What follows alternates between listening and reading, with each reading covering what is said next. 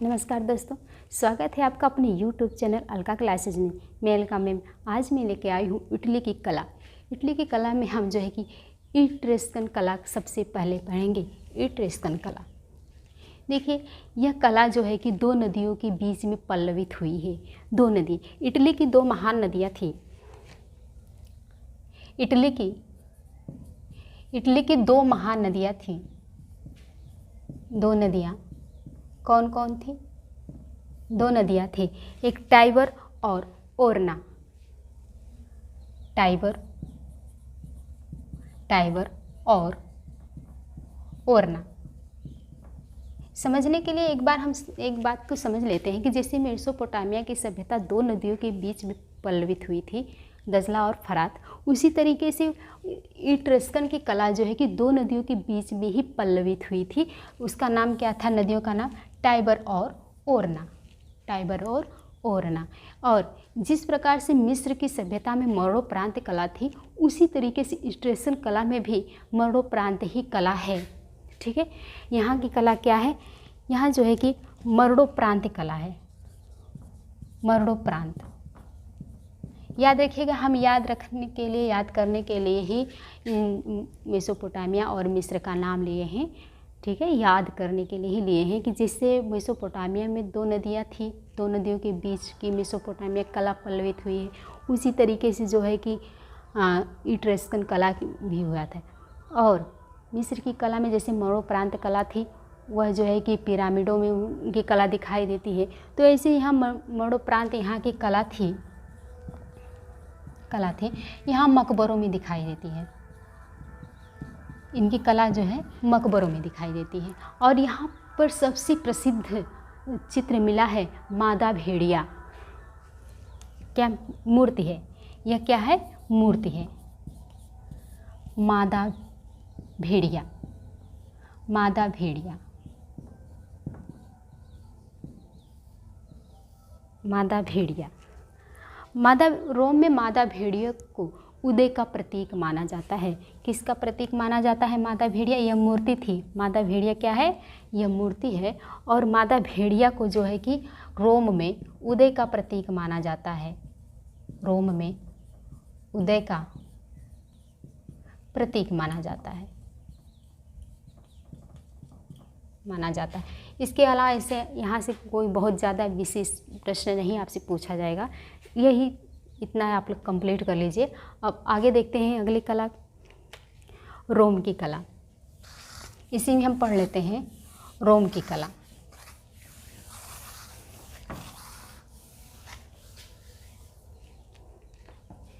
रोम की कला, रोम की कला, यह भी इटली की कला है। रोम की कला यह जो है इटली की कला है। यहाँ पे सबसे प्रसिद्ध दो स्थान हैं जहाँ से हमको कलाकृतियाँ दिखाई देती हैं। एक है हरक्यूलेनियम, पहला है हरक्यूलेनियम और दूसरा है पोम्पेई। यह दो स्थान है जहाँ से हमको इटली की कला दिखाई देती है। हरक्यूलेनियम को सबसे पहले हम देखते हैं। यह जो है कि यहाँ पे सर्वाधिक भित्ति चित्र मिले हैं। सर्वाधिक भित्ति चित्र मिले हैं।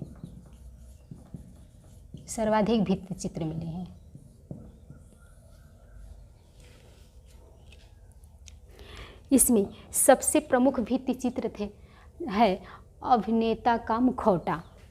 भित्ति चित्र क्या है? सर्वाधिक भित्ति चित्र मिले हैं और सबसे प्रसिद्ध भित्ति चित्र है अभिनेता का मुखौटा। अभिनेता का मुखौटा। यह आपका भित्ति चित्र है। ये कहाँ से मिला है? हरक्यूलेनियम से। प्रश्न पूछा जा सकता है कि हरक्यूलेनियम से सबसे प्रसिद्ध भित्ति चित्र कौन सा है? तो याद रखिएगा अभिनेता का मुखौटा। यह कहाँ से मिला है? हरक्यूलेनियम से। हरक्यूलेनियम कहाँ है? आपका रोम में है। ठीक है, यह रोम की कला से संबंधित है। पोम्पेई, यह सबसे महत्वपूर्ण है। पंपोइम से बहुत ही प्रश्न आपके पूछे जा सकते हैं। पंपोइम में यहाँ से प्राप्त भित्ति चित्र है आड़ू और सुराही। आड़ू और सुराही, यह आपका भित्ति चित्र कहाँ से प्राप्त है? पंपोई से। आड़ू और सुराही, ये जो सुराही है पंपोई से है। वस्तु चित्रण का सर्वप्रथम उदाहरण मिलता है, ठीक है, पंपोई से। आगे देखते हैं, रोमन कला में लकड़ी के तख्तों पर मोम के रंगों द्वारा चित्रकारी की गई है। कहाँ की गई है? पंपोई में। पंपोई में, इसको हटा देते हैं अब। पंपोई में जो है कि लकड़ी के तख्तों पर मोम द्वारा चित्रकारी की गई है। लकड़ी के तख्तों पर। रोमन कला में लकड़ी के तख्तों पर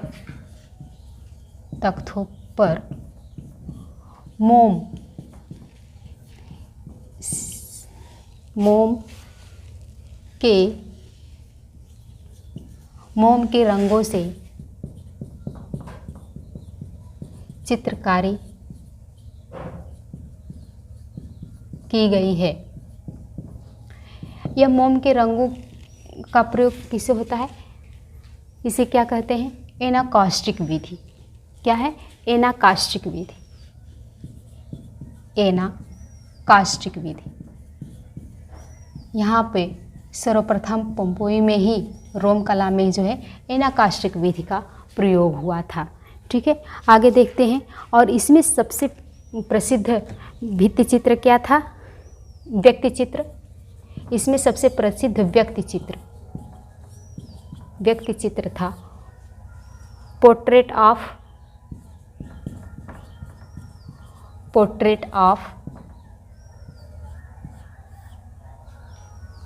हर्मिनोन।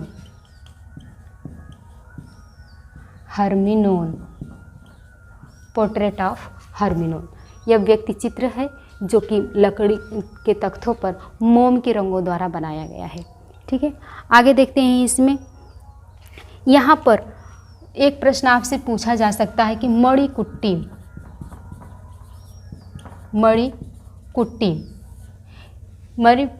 का सर्वप्रथम प्रयोग कहाँ हुआ था?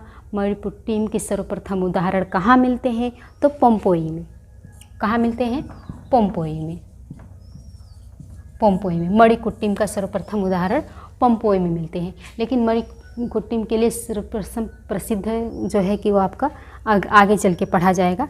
सिकंदर का भित्ति चित्र सर्वप्रथम कहाँ मिलता है? सिकंदर का भित्ति चित्र, ठीक है। ओडिसी दृश्य, प्रश्न है ओडिसी दृश्य तथा सिकंदर का मणिकुट्टीम भित्ति चित्र। मणिकुट्टीम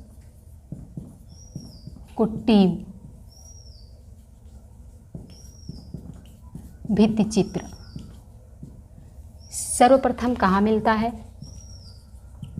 सर्वप्रथम कहाँ मिलता है? कहाँ मिलता है? तो पंपोई, रोम में। पंपोई, अभी हम आपको मणिकुट्टीम का संबंध जो है कि बताए हैं कहाँ से है, तो पंपोई से। पंपोई कहाँ है आपका? रोम में, ठीक है। याद रखिएगा इस प्रश्न को। अभी हम आपको बताएं मणिकुट्टीम का सबसे प्राचीन या सर्वप्रथम उदाहरण कहाँ मिलते हैं, तो पंपोई में मिलते हैं। पंपोई में जो है कि सिकंदर का भित्ति चित्र भी मिला था, मणिकुट्टीम विधि से बनाई गई थी। ग्रीक देवता इरोस की आकृति, ग्रीक देवता इरोस की आकृति रोम कला में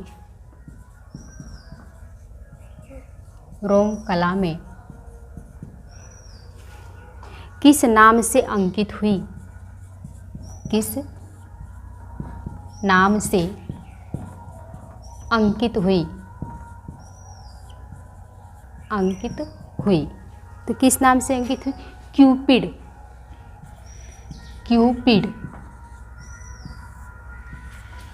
कौन से देवता हैं?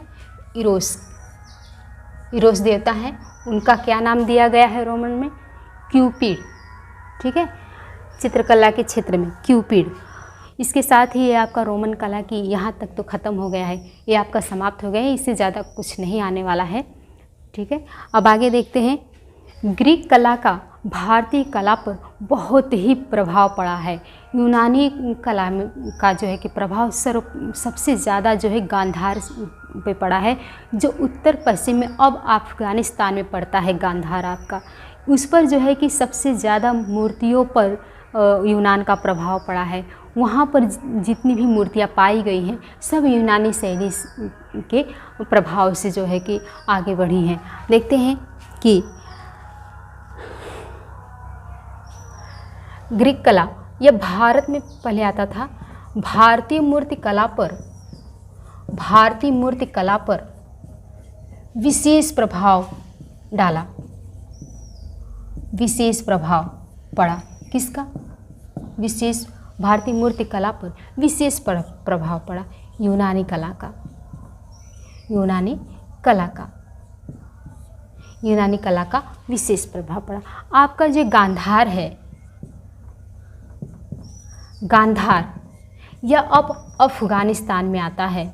वर्तमान में कहाँ है? अफ़गानिस्तान में आता है। यह वर्तमान में कहाँ है? यह अफ़गानिस्तान में आता है।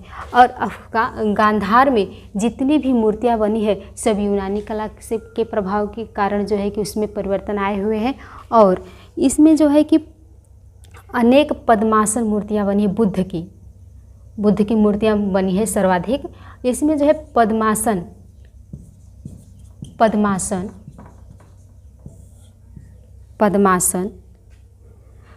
व खड़ी मुद्रा में मूर्तियों का निर्माण हुआ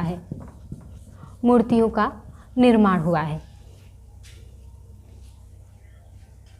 और सभी मूर्तियां जो है कि भारतीय ग्रीक शैली से का सम्मिश्रण है। अब ये भारत में था और ये यूनान में था, तो इन दोनों का सम्मिश्रण जो है कि गांधार मूर्ति थी। इन दोनों का सम्मिश्रण थी। भारतीय और यूनानी कला का मिश्रण थी गांधार शैली की मूर्तियाँ। इसके साथ आगे हम अगली वीडियो में मिलते हैं। तब तक के लिए धन्यवाद। नमस्कार। जय हिंद।